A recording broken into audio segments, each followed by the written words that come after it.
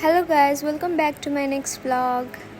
आज बिहानै चाहिँ हामी चाहिँ दिदीको घर गएको थियौँ अनि हामीले उतै खानासाना खाएर बहिनीलाई लिएर आएको किनकि दिदीको चाहिँ जब थियो अनि बहिनीको चाहिँ आज बिदा थियो त्यही भएर। अनि स्पेसल कुरा चाहिँ आज मेरो ममको बर्थडे हो, सो आज चाहिँ म एकदम एक्साइटेड छु। अच्छा गाइज आज ममको लागि सरप्राइज गिफ्ट आउँदैछ, सो मैले चाहिँ त्यही भएर मम्मीलाई छिटो घर जाम भनेर लिएर आएको छु। फेरि उहीँ भुल्नुहुन्थ्यो, सो त्यही भएर म एकदमै एक्साइटेड छु। मम्मीलाई चाहिँ केही पनि थाहा छैन अहिले।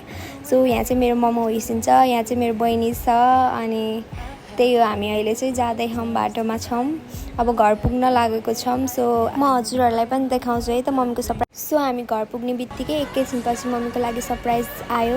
मम्मी चाहिँ यो सरप्राइज देखेर एकदमै खुसी हुनुहुन्थ्यो अनि मम्मीलाई चाहिँ यो सरप्राइजको बारेमा केही पनि थाहा थिएन अनि मलाई चाहिँ भनिराख्नु भएको थियो बिहानबाट मलाई नि कोहीले सरप्राइज दिनुहुन्थ्यो नि बर्थडेमा भनेर। अनि त्यहाँबाट मलाई थाहा थियो तर पनि मैले केही पनि भनेको थिइनँ। अनि मम्मीलाई चाहिँ मैले गेस गर्नु कसले पठाइदिएको भनेर भनेको थिएँ र मम्मीले चाहिँ गेसै गर्न सक्नु भएको थिएन त्यतिखेर।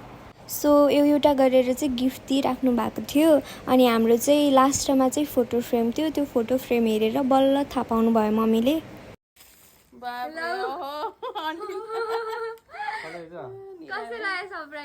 थ्याङ्क यू मेरो बहिनीलाई धन्यवाद। थ्याङ्क यू मेरो बर्थडेलाई यति स्पेसल बनाएकोमा। आज मलाई मेरो बर्थडेमा मेरो बहिनीले विदेशबाट पठाइदिएको surprise gift. Thank you very much. धेरै धेरै धन्यवाद। म एकदम खुसी छु तिमीले मलाई यति माया गरेकोमा। अब गिफ्ट म खोल्दैछु है। यहाँ उयो फोटोको फ्रेम बनाइदिनु भयो अनि यहाँ बुके यति राम्रो हो क्या बुके नि। अनि यहाँ गिफ्ट चाहिँ अनबक्स गर्न लानु भयो। केक नि ल्याइदिनु भएको थियो, केक चाहिँ फ्रिजमा राखिभ्यायो। वा पर्फ्युम रहेछ। त्यो सबै कुरा देखेर एकैछिन मम्मी इमोसनल हुनुभयो। यो सबै गिफ्टहरूमा एउटा डल पनि थियो अनि त्यो डल चाहिँ ल्याइदिनु भएको थिएन मिस्टेक भएर अनि पछि फेरि त्यो डल ल्याइदिनु भयो। त्यसपछि चाहिँ सानीमा र आमा भएर चाहिँ घर आउनु भएको थियो अनि हामी म र अनि सानीमा भएर चाहिँ यही फोटो फ्रेम बनाउने ठाउँमा गएको थियौँ अनि त्यही सानीमाले फोटो फ्रेम बनाउन दिनुभएको थियो। कति टाइम पुगेपछि फोटो फ्रेम चाहिँ फाइनली रेडी भयो अनि त्यो फोटो फ्रेम चाहिँ एकदमै राम्रो थियो।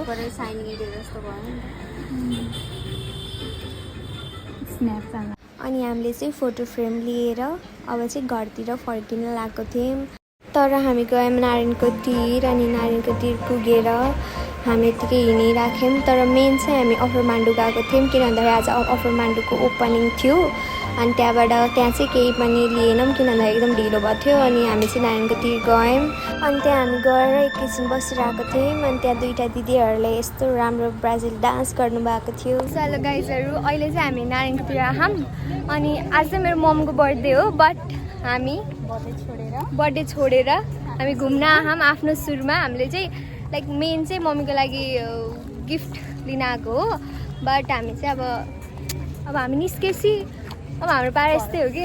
अनि त्यहाँबाट 7 बज्न लागिसक्यो हामी यहीँ छौँ कि फोटोसोटो खिच्यौँ है अलिअलि। अनि 4:30 बजी आएको मान्छे अहिलेसम्म गएन घर बिचरा मेरो मम्मी है। अहिले चाहिँ हामी जान लाग्यो घर। So by by. अहिले बेलुका चाहिँ के हुन्छ लेट्स सी। बाई गाइजहरू। अहिले चाहिँ हामी पनिर लिने ठाउँमा आएको।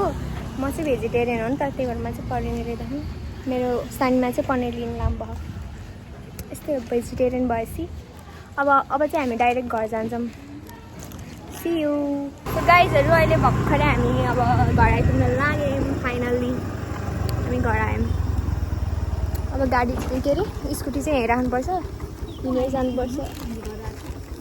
सो घरमा को आइसिन्छ स्कुटी त देख्यो अगाडि। सो गाइजहरू अब चाहिँ बर्थडे स्टार्ट हुनु होला मम्मीको। म हजुरलाई देखाउँछु है त। नानी सबैजना हुनुहुन्छ।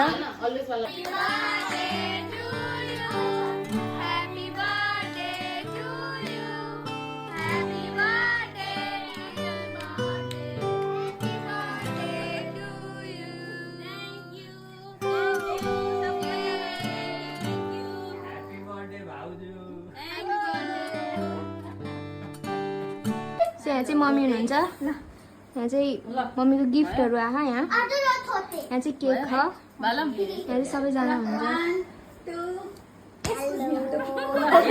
यहाँ बहिनी यहाँ अर्को बहिनी यहाँ आन्टी हुनुहुन्छ यहाँ चाचु हुनुहुन्छ हेलो भन्दैन यहाँ दिदी हुनुहुन्छ यहाँ माइजू हुनुहुन्छ यहाँ आमा हुनुहुन्छ यहाँ सानीमा हुनुहुन्छ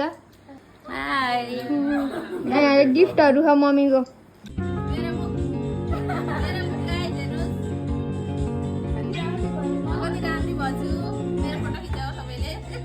अहिले चाहिँ हाम्रो दिउँसो ल्याएको गिफ्ट अनबक्सिङ गर्दै हुनुहुन्थ्यो मम्मीले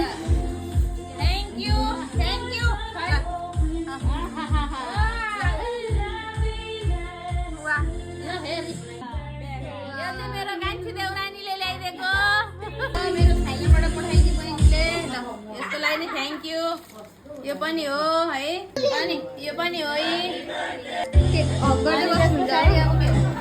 यो पनि हो यहाँ बहिनीले ल्याइदिएको थ्याङ्क यू सबैलाई थ्याङ्क यू सो हामी त्यसपछि चाहिँ नाच्न थाल्यौँ सबैजना भएर अब केही भएर अनि हामी ननाच्ने त कुरै हुँदैन नि त अनि अझै सानीमा र म भएपछि त रक्याट अन्त अनि हामी सबैजनाले इन्जोय गऱ्यौँ अनि नाच्यौँ एकदम रमाइलो भयो